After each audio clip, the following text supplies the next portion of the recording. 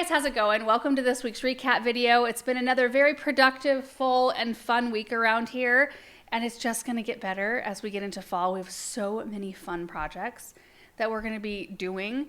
The Dream Stream, we're less than a month away. We just talked with Greg Whitstock and Brian yesterday and just talked through some details and talked about the stones that Brian ordered to be delivered and talked about how many loads of dirt. How many tons of rock did I he say? can't remember. Did he say 50 tons? I don't remember. I was going to ask you.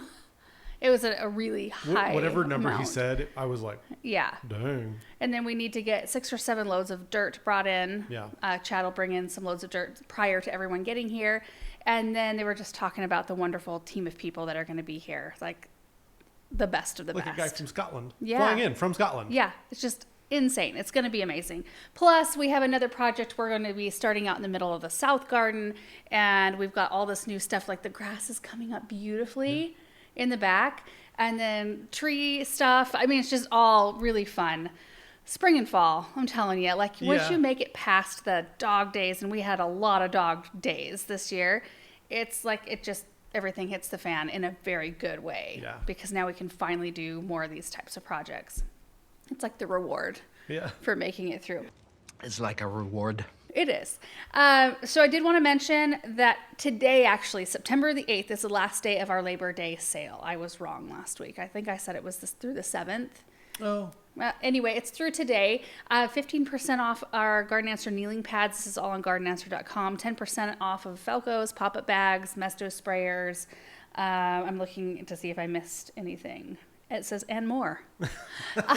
We have been absolutely blown away by your guys' support of our store and all of that. It's just been amazing. And we have sold out of some of the things, but I know Ken is working very hard on getting everything back in stock. So anyway, last day is today at gardenanswer.com. Wanted to mention that before we jump in. And I don't think there's anything else, right? No, I don't think okay. So our first video from this past week was planting a couple of new new for 2025 plants and pufferfish hydrangeas. So we planted the Rock Steady Chaste tree, which I don't have a lot of experience with chaste trees because they just, I mean, if this one does like the blue diddly, I think is what it was called, then that's the reason why we don't see them around here very often. I don't know if maybe, we'll see. We'll see what happens with this one. It does say in northern climates that you treat it like a perennial. So I'm guessing it's going to die back and then maybe come back from the ground every year, which means it'll stay on the smaller end of things, which I'm hoping for because that's kind of how I positioned them in the garden. We had 3 that we planted, and then we planted some shadow tag heucherellas near the chicken coop, and those are looking really good. And we kind of planted them in a little hedge along the edge of the flower bed, and I really like that look. Then we planted some puffer fish hydrangeas. I had 3 in containers from last year, and they looked sad, but I'm glad I had some that were a little more established out in the garden to show you what they actually should be looking like. So we got those in the ground. Hopefully everything goes well with those. Lori said, so you've decided not to get horses, I take it. When you first obtained the new barn, you all talked of pasture for the horse.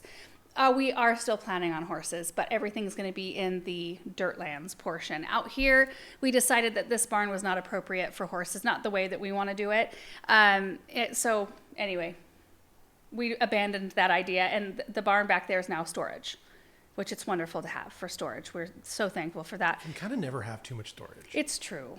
And the more projects you do and the things, you just end up with these little bits and pieces that you don't want to get rid of that you will probably maybe need. We do get into our stashes, and I feel like we've been better about honing what we actually know we will use, and we can get rid of things that we know are easy to obtain again. Sure. You know what I mean? Yeah. Like we got rid of a huge pile of just random wood that used to be where our root cellar was.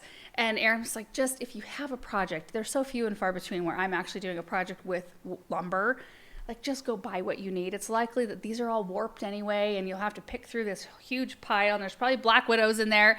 And it was a really good decision because it was just taking up space for no reason, and somebody else can use it. We didn't take it to the dump. It like goes to somebody who wants the stash of lumber that maybe utilizes it more than we would. We always try to rehome our stuff. Anyway, Red Barn is storage, and then right next to it on the west side of it, we're going to do 2 high tunnels and then a little area for like outdoor plant storage. And that will be where we plant the heirloom mums, which are still sitting on tables. And then in one high tunnel, we'll do plant storage. Like overwintering, we'll actually put the end walls on it and we'll get the high tunnel out of the front area, which is where the horses are going to go. And we've been working with Lachlan. I don't know Lachlan's last name. Oh, I don't remember actually. You know what? Let me get my email up because, oh my word. Oh, yeah. We should put the thing up on the screen. So Lachlan reached out to us, apparently watches what we've been doing, and the design is amazing. The idea was just, it blew my mind because I always just thought of positioning the horse barn like toward the back center of the property and then doing everything kind of around that. But the way that Lachlan did it, let me see. It makes it so much more like epic. Yeah. It's in the end, it's not going to be like an epic barn because It might be. Well, I don't know that we're going to actually get approval to do a foundation. It's going to have to be like pole barn style. Maybe, yeah. We'll see what the city says. Yeah, maybe let's put it up on the screen. So the idea is to bump the barn forward, sort of center it still, and create a formal walkway up to the front of it with like a tree alley. Mm-hmm. And then the paddocks, instead of coming all kind of like to the front of the barn, like we had it sketched out, the paddocks will kind of be to the side. So 2 kind of half-acre paddocks on either side. And then in the back, there'll be enough room for a round pen. There'll be enough room for like a driving turnaround right in there. And then you'll still have your access lane, which Chad is working on as we speak. Now, this whole design will probably not be able to be implemented until who knows when. But at least there's that thought, that dream that we can think about. And that's half the fun, is just thinking about that. You need that. You need something to work toward. Yeah. And you and I are kind of the same mind that we don't like to rush into things when we don't feel prepared. I feel like maybe that was the reason that it took us 10 years to have kids, because 12. We just don't jump into things if we don't feel like we've got it like on lock, you know? Yeah, it's true. Sorry, I'm just trying to find the website. Well, maybe we can at like best provide an email address for anybody who might be wanting some kind of information if you're in the same sort of situation we are, or in the market for, horse barns or a design for a similar sort of situation. But I was just blown away. And the designs at the inside of the barn as well. Because I don't know. I mean, I am a complete beginner. And so to have somebody who's a professional show me, the different things that are needed to make it easier, to make it pleasant for the horses and for myself, I think it's an invaluable resource. So thank you, Lachlan, for doing that. Super thankful. Anne said, does Hookerella have a better track record than Hookera's? I have had none that survives 5B more than 2 years. Hookera just gives up, although I miss the great color. I've sort of had the same situation with Hookera. However, there are a few that do well for me, including the spearmint variety has been very tough for us. Really happy with that variety. It's peach something. Black pearl is also a very tough one. I planted black pearl at the front of our house years ago, and it's still there. Looks great. I don't know why peach something is standing out to me. I really hate pop-ups that come on the screen when you go to a website. Does our website do that? It does. Ugh, can we get rid of it? Well, I think the problem is that they work. Oh, I hate it. Like, sign up for our email. I'm like, I just want to find a name of a plant. I have no patience for that kind of stuff. I did it. I used one when I bought the fountain. Oh, really? I went to their website and they were like 10% off if you sign up for our emails. Oh. And I was like, well, it's kind of expensive fountain. 10% is a lot. That is true. I'll sign up for the emails. Fine. Fine. Peachberry Ice has been good. That's the name I was looking for. Also, we've had the Hukara dressed up ball gown. We had those in a container, and they came back so beautifully. I'm a believer in those for sure. I do have a bunch of toffee tarts coming, so I'm excited to try those out. But the Hookerella I have planted have been pretty tough, so I'm hopeful. Michelle said chaste tree. Looks like lupins. Wonder if it's the same thing. So it's a chaste tree. They do kind of look like lupins. They also kind of look like cannabis. How would you know? Well, because people everywhere grow it around here. You can see it like massive mother plants, like coming up, above. Especially this time of year. A fence. Yeah. Yeah, we're no strangers to that. That's for sure. But yeah, it does have a very similar look. And then the bloom stalks are kind of lupin-esque shaped, but I don't think they're related anyway. Nancy said, I love the transformation in your plans for this area. Can't wait to watch the progress. How will you keep the new soil from washing down the slope? By the back of the barn. Where he built it up. We don't get enough rain. I mean, it could wash out, but it's pretty rare for us to get gully washers. They happen. They do. I don't know. Chad actually said, the more you dump down this hill, the better off it'll be. That make you happy? Yeah.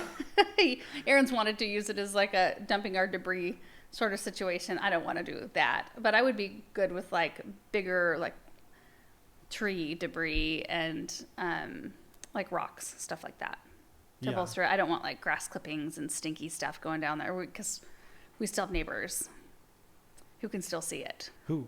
The one neighbor on the hill. Oh. I think they can see that. I don't think they can. I think they can. I can see their backyard from there. So they'd be able to see we'll have to go down there one of these days. Yeah. That's the thing. We never go down there. Yeah. We did at the very beginning when we bought the property because it was like all new and, Sure. just we're checking it out. But it's just so unusable. So steep. Pip said, I've always wondered if chickens can happily live in full shade because that's my only option. Do they need a few hours of sunlight to stay healthy? Well, I'm not a chicken expert, that's for sure, but I would think you'd be all right with full shade. I mean, providing protection for animals like that, I think is better than having them 100% exposed to all the elements all the time. So I would think it would be all right, but again, I am not a chicken expert. Deb said, will you be doing anything on the hillside? Looking for ideas as we have one similar to yours and don't know what to do with it. Well, time will tell. It is 0% on my list at this point. It's, I don't want to say it's too bad it's north facing, but it is north facing. And so it's not like you can grow things that well on it. Mm-hmm. I don't know. Maybe it would get enough sun, but... Well, the thing is that we don't want to plant things there because we don't want to irrigate things there. It seems like a complete waste of water because we don't ever see it. Yeah. Nobody else really sees it much. And we have no reason to go down there. There's no like flat spot where we could create somewhere to sit or anything. It was irrigated. There's sprinklers there. I don't know how to tie into them, and I'm sure that they've all been broken at this point. But like, it was irrigated, but we don't want to. No. Rita said, love all the progress you're making. How often do you find you need to refresh your gravel paths? I have footpaths on a much smaller scale and I'm ready to refresh mine after 3 years. With equipment on your drive paths, I would imagine you have a schedule for refreshing. I use the land plane. Yeah. And you can get land planes that are, you'd probably use a drag if you like behind a truck. You might have to pull it manually if you're talking about small walkways. Oh yeah. If she's doing it, but oh man, can you imagine? But yeah, I use a land plane, and we made a video one time. It's on the highlights channel, I think, of how that works. Mm-hmm. That's how we do it. We don't need to bring in extra gravel. The gravel's there. It just kind of needs to be brought to the surface. Yeah. Jacqueline said, will the chase tree actually grow into tree form or will it die back every year and stay small? I'm guessing it's going to die back and stay small, but time will tell. Sarah said, hello from Spokane. What type of mulch do you use? Are you ever worried about nitrogen depletion with wood chips? I'm not really ever worried about that. We use compost as our mulch. It's just what they call it, forest compost. Mm-hmm. But it's like a very fine mulch. It's not like crumbly soil. And we fertilize. We do fertilize. If you fertilize your plants, I don't think there's ever a worry. If you never fertilize, maybe there could be a worry about using big wood chips. Mm-hmm. But I think that's only if you never fertilize. And get more rain because our stuff just doesn't break down as quickly. So it's not breaking down and sucking nutrients out as quickly as it would in a rainy area. Van the Bee said, will you get rid of the pallet walkway now that you're taking out the wisteria? Yes, most likely. Those two different answers. Most likely. I think we'll probably go in with flagstones in that area if we do which we will do an actual pathway, like leading out of the fireplace using flagstones, right? Where the bricks stop, we're starting with flagstones. And you're going to go toward the chicken coop from that? Like, remember between the boxwoods and then probably carry on. So we've got similar look on either side. And then either go out where the pallet walkway is now or create like a little footpath out through the back. Either way, I have an idea of where I can put a pallet walkway. So we won't be without one for long. I have enjoyed that. It was perfect for the time that we had it. It's just that our garden has evolved and taken on a different look in that space, which I like more than what we had there before. So it's all just kind of an evolving process. I know that's going to make some of you sad to see the pallet walkway go, but it won't be gone forever. Next video was creating a flower bed in the parterre garden and planting grass seed behind the barn. That was a fun video because we did that in 2 parts. I did my project first and then Aaron filmed himself and you did a voiceover for that one. And I thought that was really fun, kind of a change of pace. Did you enjoy doing that? Did I enjoy it? Yeah, I guess I don't enjoy the process of doing it. I've always, when it comes to editing, I've always enjoyed the satisfaction of being done with it and being like, okay, I did this. But I don't enjoy like being in the middle of it, I guess. Of the project. Yeah. Yeah, it can be a lot sometimes. I started my video on an evening that it got really windy, so I had to pack it in there for a little bit. I'm glad I did because it got way worse than it was showing in the video. But we ended up putting together a flower bed right in the middle of those 4 quadrants in the parterre garden. And it's a sundial and then lavender and then boxwoods. And I just used brick because that circle isn't an actual circle. It's like a circle but with flat edges. And I didn't want to accentuate that. And I knew that it wouldn't be very impactful right from the very beginning, just having the gravel go straight into the flower bed. But in the end, it will be, because the boxwoods will create that really formal, sharp kind of ring around that space. And it'll provide the definition without accentuating my non-circle circle that we've got going on there. So I'm really happy with it. And then the grass seed that Aaron got laid down is already coming up. Yeah. The seed by the play set is looking awesome. And then the seed you did the next day, I think this project spanned over a few days, but it all looked like I did it in one day. Yeah, that would be a lot of work because you did a lot of work with the soil back there. By the play set, it looks like it's coming in really uniform. Yeah. It looks good. Over here, the green is like kind of in the middle. The edges don't look super Have you noticed green. all the birds? Yeah. Do the birds eat the seed? Probably. Because I was out there like, show! Last night I can't. But, you can't be out there all the time. Yeah.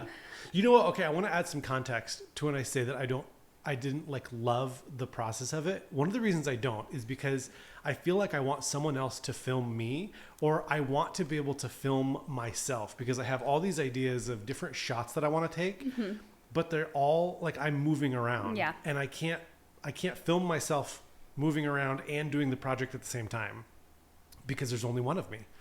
And that's the part that frustrates me filming myself. It's because I'm like, when I'm, driving the You just have to move cedar the camera a million times. I know. Well, that you can move the camera a million times.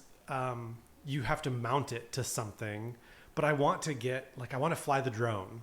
I don't want to be flying the drone while I'm using the cedar or something else. And anyway, we need just a filming assistant. Yeah. That just runs around and follows you around. But like a filming assistant that you just go and they just pop out of nowhere and are there to film you.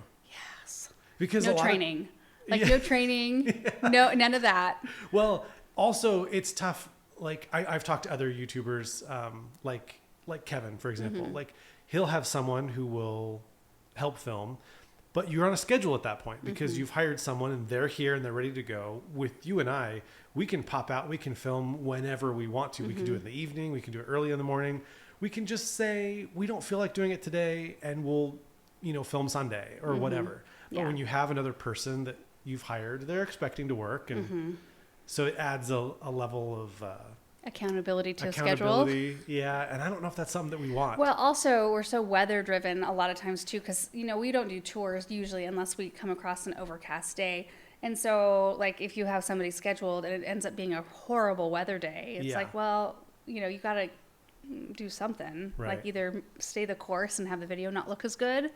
Yeah, having flexibility to be able to move your schedule about is kind that's of important. That's why I say you need to be able to just I need somebody now. Yeah. And then, okay, we're done. Right. Jane said, do you cover the grass seed to protect from wind and birds? I don't. No, you just keep it wet. Yeah. Yeah. And it is coming up. I notice a green sheen over the whole thing. And it's a day behind the other stuff. It's the way I've always done it. And, maybe I would have better luck and it would come up thicker or whatever. But the way I do it, it works for me. There's always maybe a better way, but I just feel like it's not worth the effort of covering it and having whatever you're covering it blow away. Or right. I know like one time my dad seeded and he put straw down, I think. And then the straw just like blew everywhere. So it's like, yeah. Then you have a huge mess to clean up. Yeah. Ugh. Holly said, what kind of watering schedule does Aaron recommend for newly seeded grass areas? You want to water it. You just are threading the needle between you do not want water pooling, but you want it to stay moist. So that's going to depend on your soil. I would probably recommend having it go off like every 2 hours. And I'll have some of the areas go off for 3 minutes every 2 hours just to keep it damp. But Yeah, and you might find that you need to do 5 minutes every 2 hours or 1 minute, whatever that is. Yeah. Just set your timer to go off as many times as you can throughout the day without it pooling. Right. Samantha Johnson said, have you ever tried storing your geraniums for the winter? I store mine in the basement in a paper bag, no dirt, and they come back fine in the spring. Huh. Well, maybe I should pull all those bullseye salmon, Yeah. pop them in some bags and stick them somewhere. Like somewhere, maybe our basement. Yeah. I've heard of people doing that all the time. I did overwinter some in our greenhouse, but it's heated. You know, it's heated enough to keep them like green and leaves going and blooms on them. But as far as dormant storage goes, I've never personally done it. 8436 said, does anyone know where she gets the statues? I can't find anything like that. Most of our statues are either from, well, I want to say most of our like larger statues are from Henry's Studio. And then, so Henry Studio and Unique Stone are the two that we use the most often. But then now we have the Campania fountain out in the cut flower garden that we might keep trying some of their pieces out. I've stopped saying Fiskars. It's because of Fiskars. that. I just call it Fiskars now. Yeah. Even though go I know with it's it. correctly Fiskars. Do people actually say Fiskars? I don't know, but we worked with them like 6 years ago, 7 years ago, briefly, and I asked them, and they said it's correctly Fiskars. I don't think it's an American. Well, R is in name. stars, phonetically, like Fiskars. phonics, I guess, 101. Yeah. Sure. I don't know. Lori said, Aaron, the wind looked pretty strong when you were seeding the grass. Do you think it was enough to blow some of your seed away? Well, it's coming up, so, and I didn't see any seed. I think as long as you water it right away, it kind of weights the seed down enough to where it doesn't blow away. Marison said, the sundial and plants look fantastic in that space. Thank you. I really like it. By the way, Laura, can you tell us, or does anyone know the brand of the concrete putty? I don't. We got it at Home Depot. It's just like Concrete in these putty. little vials. You might be able to find it like in the Gorilla Glue section, possibly. It's been so long since we bought it. But I don't think that I'm going to use it because one of you guys made the comment, and this is very true, and I didn't even think about it, but we do have daylight savings time, which will mean I would need to adjust the sundial to have it right half of the year. I don't even know that I care if the sundial actually works. I just think it's a very pretty piece, and it fits that space perfectly, way better than I thought it was going to. And then I always kind of try to strike fear into our kids about those kinds of things. You do not hang on fountain bowls. You do not hang on any kind of table. You don't hang on stuff like this. Also, having the flowers around it kind of keep people away it's from like a the natural base barrier. of it. Yeah. So, and you know, the part of me thinks, well, what if we had other kids? Well, we do have other kids in our garden that the kids play with, and they're all good kids. Yeah. Like, they're not climbing on stuff. I don't know. The only time I've ever been around kids climbing on stuff is down at the garden center. Yeah. Oh, I learned a lot about what I would not let my kids do working down at the garden center. No throwing rocks in fountains. Oh, my word. Yeah. And no kicking the gravel and making big ruts in it. Somebody has to come rake that Right. and, like, fix it. Oh, no hanging off the concrete pieces. You just sign. Retail. I think everybody should have to work retail a little bit. I think you learn a lot about yourself, and you learn Yeah. a lot about the world around you. Yeah. From I've that. heard people say that about like waiting tables. Yeah, or working fast food. Yeah. You know, It's like those are really great. I kind of did. Those are really great jobs for young people to experience. Yeah. You don't have to do it for your whole life, but like Right. a year of doing something like that, probably good. Yeah, I worked at a couple coffee shops, which Yeah. is kind of like fast food. I think my only experience was I worked at Lowe's for a while. I worked with people in other jobs, Yeah. but in terms of like a retail kind of job. Sima, I'm sorry if I'm saying your name wrong. No more berm in this area. Idea dropped. Well, we actually do have a berm up next to the fence, but a little berm goes a long way. And we didn't want it to look super unnatural or way taller than what the fence is. It goes up to the second rung It does. of the fence. Yeah, so it actually is significant, but it doesn't look like out of place. So that one's there. And then the other berm that will happen is right behind the Dream Stream, and that will berm and go back, like toward the play area. And that's one of the reasons, one of the many, that we left that space right, like adjacent to the court. We left that open so that we could have the stone load dropped there, mulch load dropped there, extra dirt dropped there, and we've got a big space for machines to move around. Then we'd be breaking sprinklers or worried about anything like that. So there will be more bermage going on soon. Lady Daisy said, do you have any recommendations for tried and true fall plants? I want to feel like I just walked into a Hallmark movie. Or maybe something extravagant. Boy. So for tried and true fall plants, you're talking pansies, cabbage or kale, grasses. The kids are coming in. Samantha, are you coming in here, baby? Hey. I got this letter for you. Oh, thank you. Oh, sweet. And you get a toy. Thank you. I appreciate that. You know, I stay away from mums because they bloom out so quickly that they give you that Hallmark movie vibe, but they just don't last long enough. Do they last longer in other, like, more milder climates? Maybe. Also, you want to buy your mums when they're not fully open. You know, if you buy a mum plant that's got fully open flowers and looks gorgeous, you're probably going to get a week out of it, and then it's done. And you might get a few sporadic blooms, but if you're putting them in containers especially, you'll kind of have this kind of green hole in your container without any interest. So I rely a lot on ornamental cabbage and kale, pansies, violas, like millet. Use pumpkins and squash in your containers too, or branches. Branches are really fun to use. There are some annual Rudbeckia varieties that look really cool in fall arrangements as well, but you kind of get the same thing where they don't last a tremendously long time. Next video was a big tree delivery plus planting maples in front of the Hartley. And then we planted some autumn joy sedum out in the garden. So we got the big load from Jaker. When we took you guys shopping there, that was the load we got in. And we did walk through all of the trees that we have. In fact, we're going to go out and plant one of those this afternoon. We planted 2 Pacific Sunset maples in front of the Hartley, flanking the walkway, and they mirror or match the other 4 trees at the corners, and it looks so good. And we didn't see those trees. They picked them out for us. Yeah. Because they were getting that shipment, their new shipment of trees the next week, and we didn't have a chance to run over there and check them out. So I was very pleased with how those turned out. And then autumn joy sedum, I just want to like go to every store in the whole valley and just buy them all up. Just have autumn joy sedum everywhere. I just love it. So I was excited to get those in the ground. First question is from LULCO759. Could you not use your largest auger to break that dirt up when you were digging for the trees there by the Hartley? I would think of it at least would start the whole, making it a little easier. We could have. We could have. The soil there was not hard. Yeah.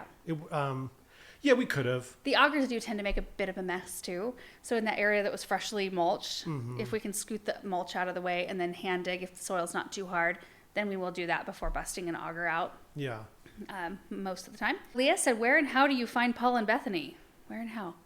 Where and how? How did we find them? Bethany from church. Yep. And Bethany Paul connected from us. Bethany. Yeah. Bethany connected us to Paul, and we got very lucky. Black Swamp Survivor said, been waiting for you to plant those trees to give shade to the Hartley. How do you deal with fallen leaves in the autumn, especially on gravel? You could just wait for one of your windstorms to blow them away. I'm sure our neighbors would be happy about that. You know, Paul and Bethany keep up on the leaves so beautifully.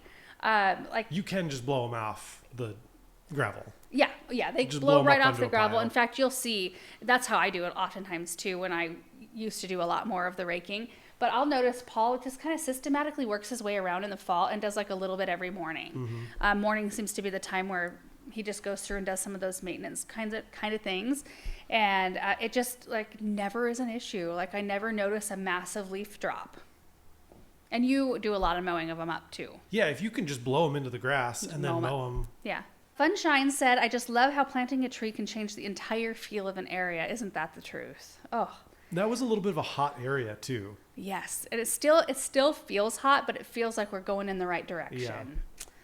My favorite tree is a sycamore. Do you not have sycamore trees in your area? You never mentioned them being at a tree farm before. We call them London plane trees, so we have one. We planted it out in the south garden, and we should plant some more out in the dirtlands. They have massive leaves. Oh, beautiful. Oh, very nice. Thank you, Samantha. Empty Chair said, our greenhouse is supposed to be shaded. Probably not in a more mild climate. In fact, you usually want to position them to where they'll get the appropriate amount of sun in case you're growing seedlings and not relying on grow lights. But I use the plastic greenhouse, like just parallel the barn here, for production growing. So growing without any shade. And who knows, they're building right here in this lot, right behind the greenhouse. Oh, yeah. So we'll have to see if they put in trees. Nobody else does, but we'll see if they put in trees that will eventually shade this. In which case, we'll grow out in the high tunnel. I mean, we'll just figure it out.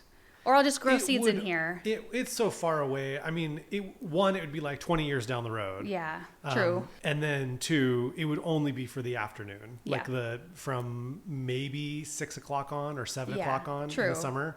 So you'd still have enough sun. Yeah, that's true for quite a long time.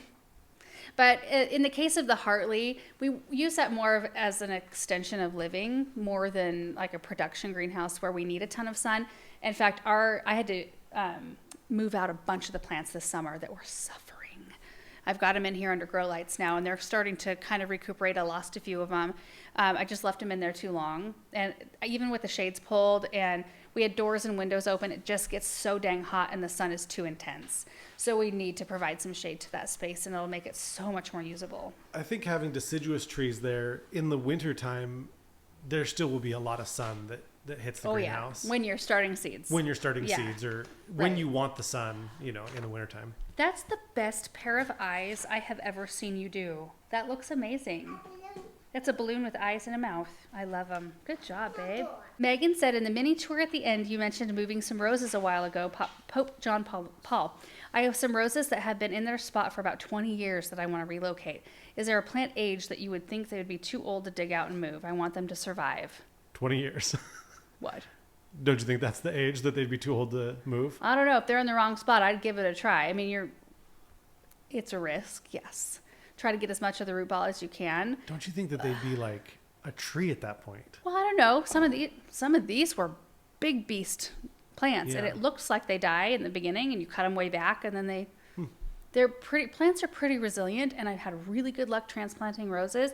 And those Pope Johns, I mean, they were pretty good size at the base. They were not planted by me. They were planted by the previous owner, however many years ago. Yeah. And we'd already been in the house for.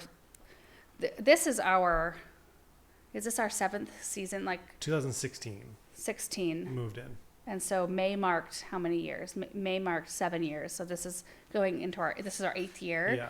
So they'd been in the ground for we know it's 6 years at the very least, but they were old even when we moved in.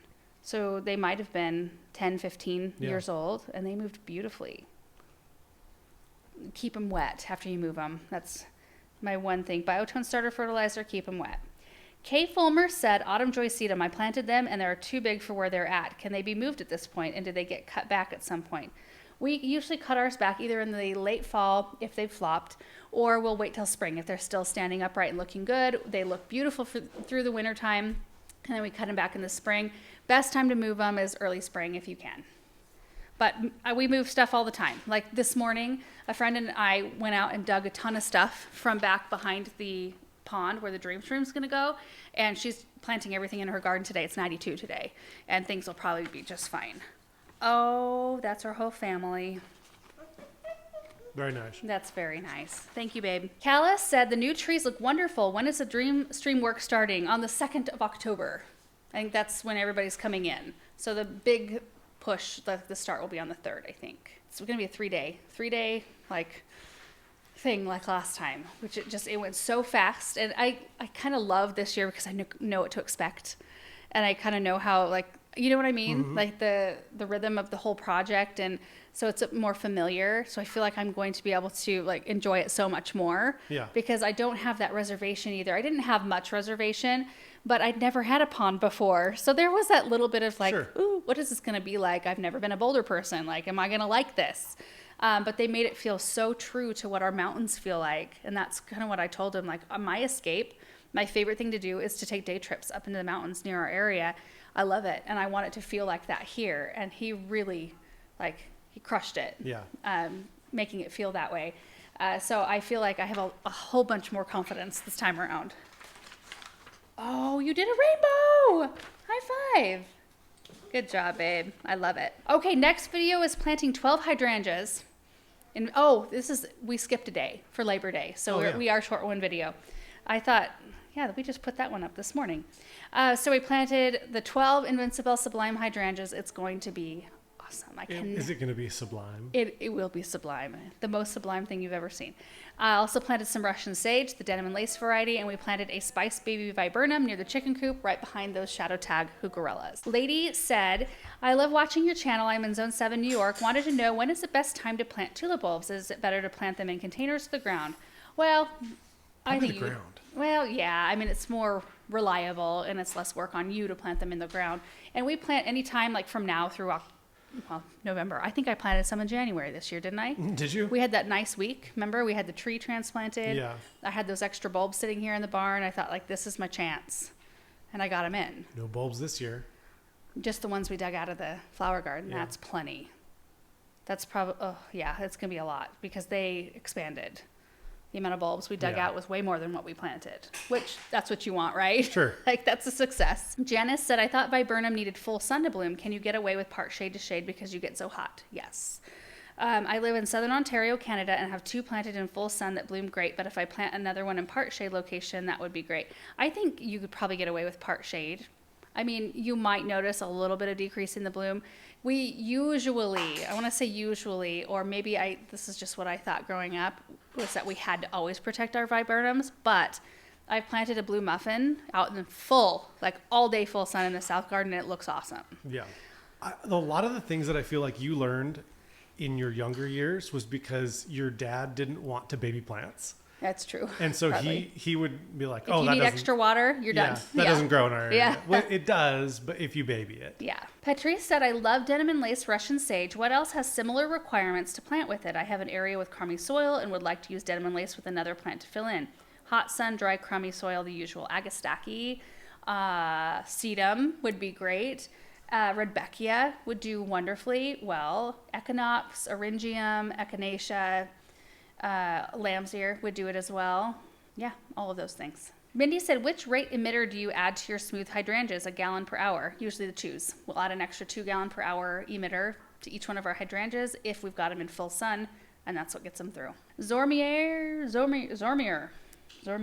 said, do you have to dig the new compact dahlias? They are beautiful, but if you have to dig them, it's a lot of work. I've learned so much from your videos. I've been watching for a few years now and really enjoy your and Erin's humor. Well, here's the deal. You get those new dahlias, the new ones from Proven Winners.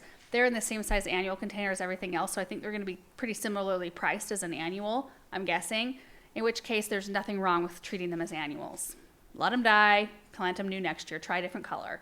If you don't want the extra work, which I absolutely understand. And I feel like I'm more confident in saying, like, it's fine.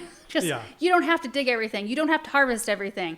Just do what fits into your life and don't feel guilty. Happy. Yeah, and don't feel guilty about it. Don't let anybody make you feel guilty about it. I had years where I felt like I had to. Like, I had to dig all my dahlias because people would think I was wasteful, you know? Yeah. No. No more. Nikki said, good morning. Are we seeing the influence of your Chicago garden tour with your mass planting? Love it. Absolutely. Peggy's garden in Chicago was just so breathtaking. I loved everything about it. In fact, I texted her last week when I was planting that row of heucherellas. I just said, hey, I'm thinking about you. I'm planting a bunch of heucherellas in a spot, and I think they're so pretty. And then it got me thinking about all your hostas.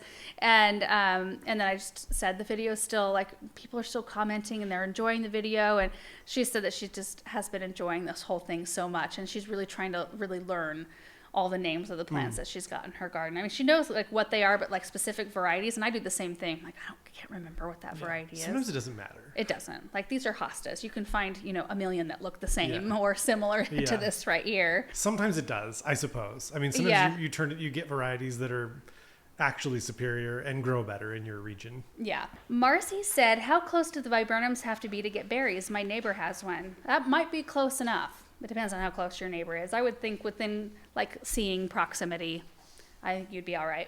Cammie said, do you think you could plant next year even a little less of these Super Tuny Vistas in the drift and still get the same full effect? Right now, are there 28? There's 26 planted there, and I think we would get the same look. It'd just take a tiny bit longer. Yeah.